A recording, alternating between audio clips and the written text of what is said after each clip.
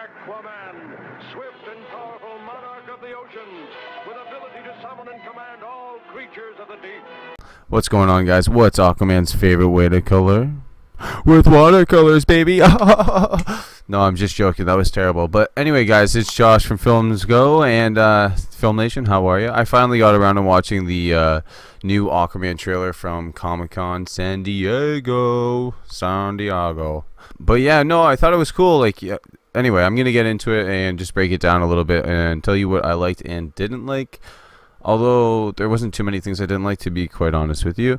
But anyway, starting right off, I mean, we start off with his origin story in the trailer, which I kind of liked because I hope that we don't get too much of his origin story in the movie itself. I think we've seen so many superhero movies now that playing the origin story at the beginning of the movie kind of puts it in a path with movies that maybe weren't so good, in a sense, or links it to other superhero movies in general. I mean, this is the first underwater superhero movie that we're getting, or even, to be honest with you, underwater large-scale movie other than The Abyss that we're seeing. And I think it's really cool. I mean, they really want to set it aside, so I hope they don't focus too much on his origin story. But I thought it was cool that they showed that in the trailer. I read all DC comics. I'm a huge DC guy. But I mean, seeing that in the trailer for me is a good thing. And you know what? I think hopefully people resonate with this character. He's kind of an oddball out of the bunch. And anyway, moving forward, I like the point where the kids are bullying him in the aquarium.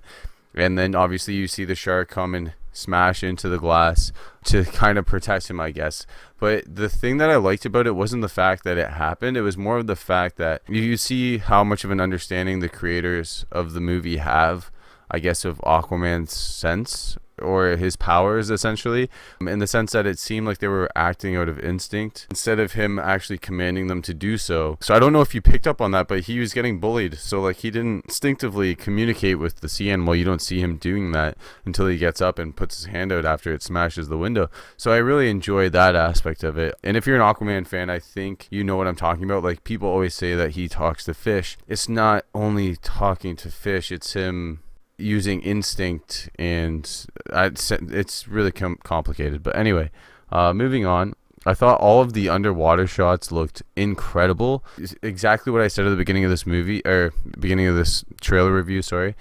The fact that this is a first movie that's big budget, that's taking place under the water itself, something that's never really been explored in film too much. Obviously because of how difficult it is to get the effect of the water off correctly, which I think this trailer showed that they're doing. James Wan looks like he knows exactly what he's doing with those underwater shots. They look incredible. And two really stood out to me, so I'm just going to talk about this for a second. The first was the underwater shot, the first underwater shot of the trailer, I guess, where he's in the craft with Mira and they're going through the city. That was just it. The colors looked so incredible that it almost seemed mesmerizing. It looked so amazing that if that gives us an instinct of how this movie is going to be, I mean, it could be nominated for a lot of things, to be honest with you, special effect wise, definitely. And the second shot that I thought was really, really cool was the shot where he's jumping off the boat with that red glowy thing and diving into the water with all the creatures following him down. And I thought that looked amazing. Just the way that they used the lightning for the lighting of the scene, highlighting all of the creatures that are under the water, not only on the surface. It looked amazing. And I mean,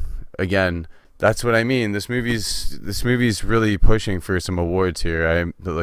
You can definitely tell that, and I hope it does win because I don't know. I haven't seen the movie obviously yet, but fuck, this trailer was sick.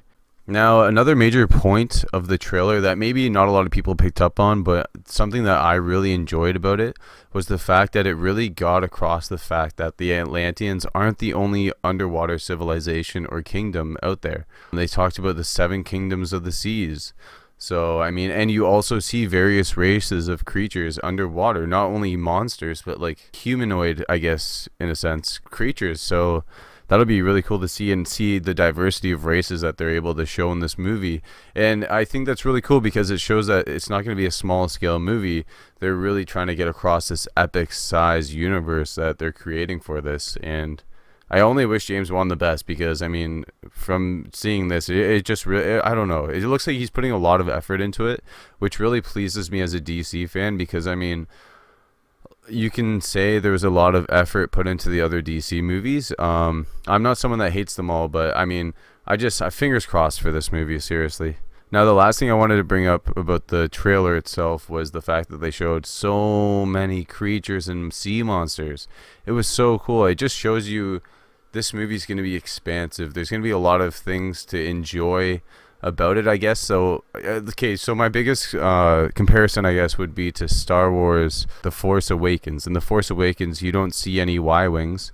You don't see any A-Wings. You don't see anything other than an X-Wing and a TIE Fighter, right? So when you compare it to something like this, where in the trailer you see so many fucking different kinds of not only sea ships, but of sea monsters as well, and just so many different things going on in that trailer, especially that end battle scene. Like, what the hell? There's giant creatures hurling huge fireballs, and I don't even know what was going on, but it looked amazing. And that brings me to my last point, which is Aquaman himself. Actually, before I talk about Aquaman, I want to bring up Black Mantis, because he did make an appearance. You don't really get much from his character. I think he has like maybe 2 seconds of dialogue, maybe. I don't know if that was his voice or the other guy. But anyway, his character design looks incredible. His suit in the costume is really, it's not it is strange. It's a really strange costume to bring to light in a movie in modern day. So the fact that they were able to do it so accurately, it looks incredible. And the fact that they make his light beams seem as powerful as they're supposed to be, and that they can actually damage to someone to the strength of Aquaman, I believe that they can. And that's why in the trailer he's jumping away from them. But I'm curious, because does that mean they're going to make basically the Justice League of villains in this as well? Because if he can take out Aquaman with one of those blasts, that means that guy can challenge Superman as well. But, right? Because he has Kryptonian DNA, or I don't even know. See, it's so confusing. Talking about Aquaman now himself, Jason Momoa, I really like what they're going for. They're going for more of a bro-y surfer complex for the character. The only concern I have about that is the fact that Arthur Curry in the comics, and in even the cartoon, you see he's the most serious one. He's more serious than Superman. So like, I don't know how they're going to depict that.